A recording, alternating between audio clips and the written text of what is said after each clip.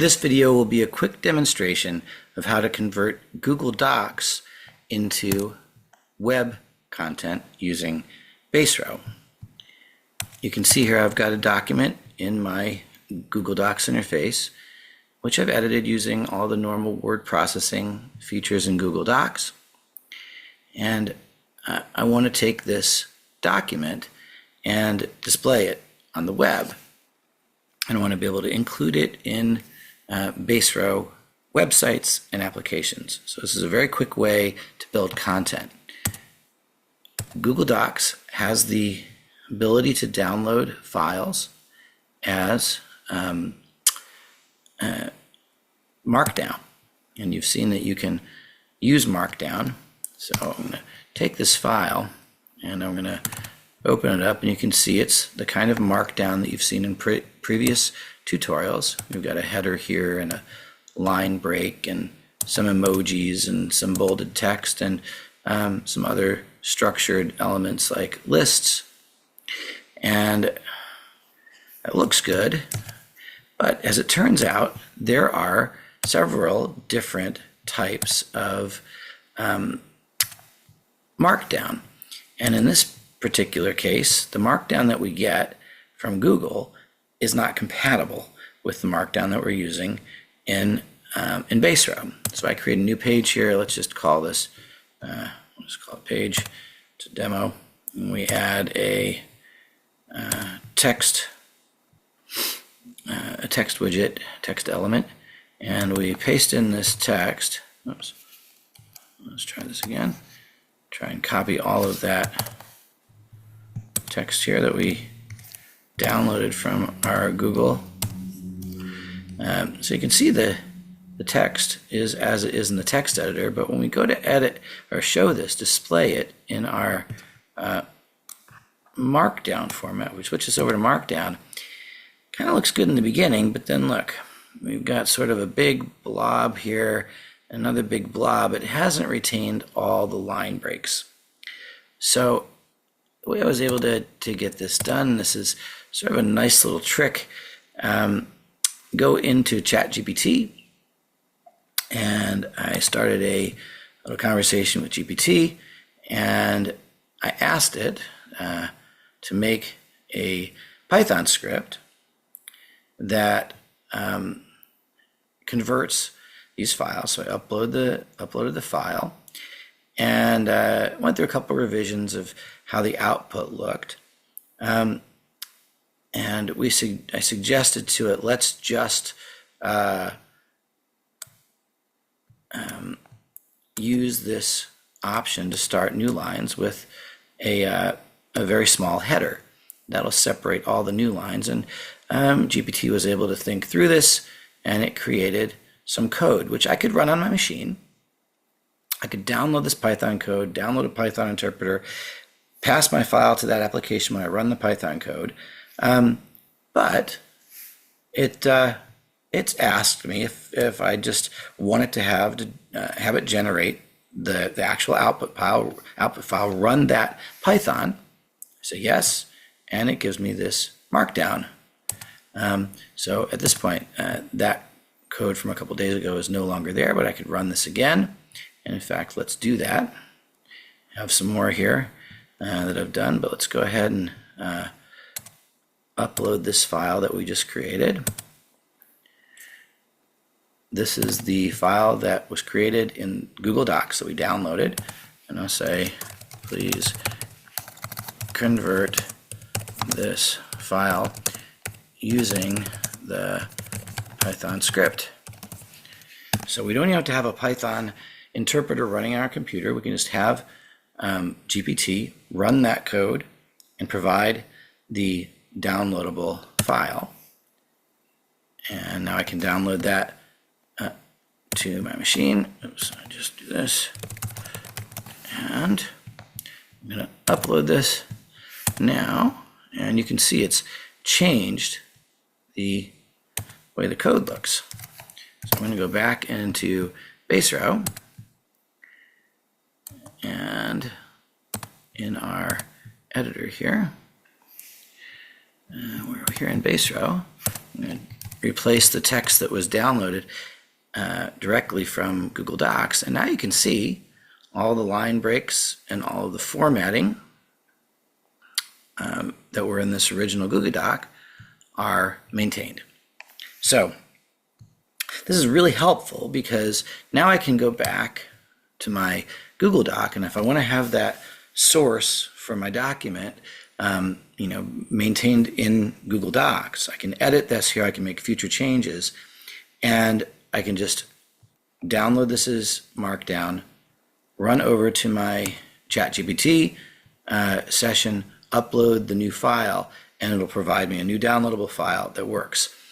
This is good because if I were to take that blob of Markdown that I originally got from Google Docs and edit it manually, if I made some changes in the Google Doc, I would overwrite that here the next time I downloaded it, and I'd have to do all that editing again. So this little sort of shortcut of telling GPT to do this little thing where we separate the lines with these very small headings makes it very easy for us to convert and actually run that code directly in the GPT and ChatGPT's Python interpreter and just provide the output, so you don't have to go to the trouble of installing a Python interpreter on your computer or doing any other work. It's all just done in ChatGPT, and we can download that file, upload it to GPT, download the response, and pop it into our Baserow editor, and we can keep that original source document always as the intended documents. Now I could publish this and go to this place we call page. So I have a particular page here. I don't have a root document at this subdomain called nocode101compute.com. So we go to this page we call page, and blammo, here is our document all converted.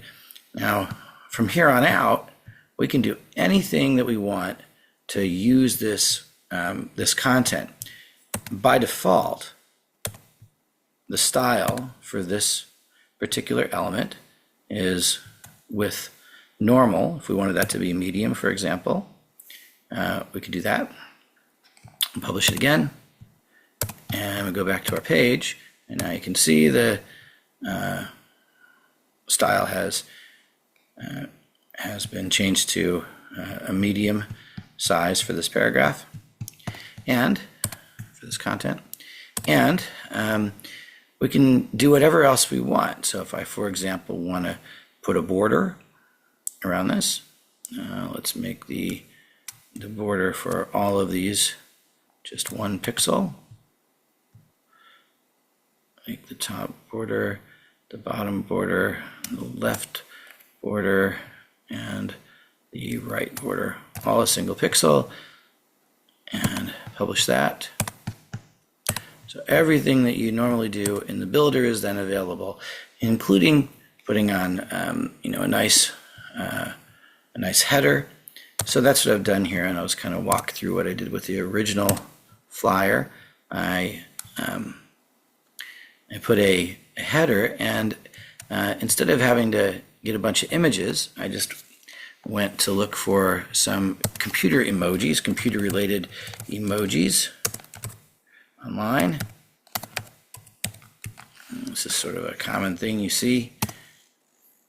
So here's the Emojipedia, and you can see I got a little icon I can copy there, and that is what I placed in this field here for the text of the header. So we've got some nice what look like images, but they're just simple emojis. And I set the background color.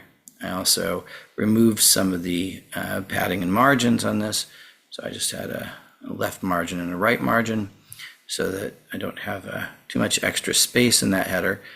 And I set that also to be a medium width, so it matches with the text. And you can see I've got some emojis in the text of the document also. So those will transfer over if those are in your original document. And of course, you can use GPT to help build content, to write content.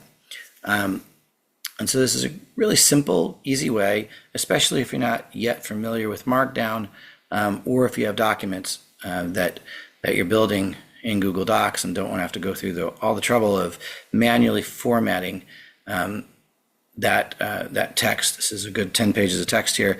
That would take a long time to manually format. It takes just a matter of seconds to do with Baserow. So hopefully that's a nice little trick and easy and usable way to build some documents and put them on web pages that you're creating. I did the same thing here with a little tutorial.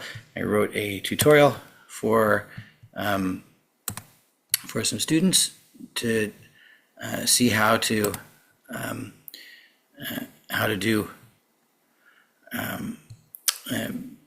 set up tables, to know some of the basic terms that have to do with using databases.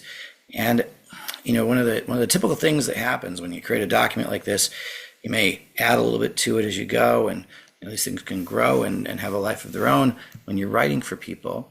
So I have this source document, and instead of continually emailing this to clients, students, I can continue to add to this document and then put it through the paces in here. And it'll save all the formatting and, of course, any other little emojis and the general layout. And I can pop that in to a little web page. You can see I copied the same header over using the same kind of basic layout. Added a couple little emojis to sort of separate sections nicely. And now, whenever I want to update that document, it's a lot easier to deliver it to students. I don't have to send them another file, or if I have 15 people who are sort of looking at this and waiting for some updates. It doesn't necessarily have to be a tutorial. It could be information about an event, or information about guidelines that get updated as a group works together. And instead of having to constantly send people documents, put it on a little web page in Baserow, and constantly keep that page updated so that it's current for whatever information you need to pass along people. That way, you just pass along this page link. So I've got this linked at a place called Schema Tutorial. And so now, when I email people, I'll just send them this link. So the clients that I'm working with who are kind of doing similar things, or if I have a group working on a particular bit of information, pop this information that I have in my document, edit it whenever I want, convert it quickly using GPT. I can go into this same conversation, just say, here's a new document, please convert this so that it works in Baserow. It'll run the Python code that it generated, and give me the output, which I pop into this text here, republish, and now we have a new document. And so you can do that. You can have a whole complete set of documents that forms an entire book or text that you need for your organization. It makes it really easy to keep things up to date, so people always are looking at the newest versions of your documents, but you can continue to edit those documents and have them as your source of truth. So you're always working, and you know that your documents are stored in their Google Docs format, or in their text format that you have on your personal hard drive. So hopefully that's a helpful little tip, and you can see enough about how to do that here to start implementing that sort of thing. Thanks for watching, and stay tuned for the next one.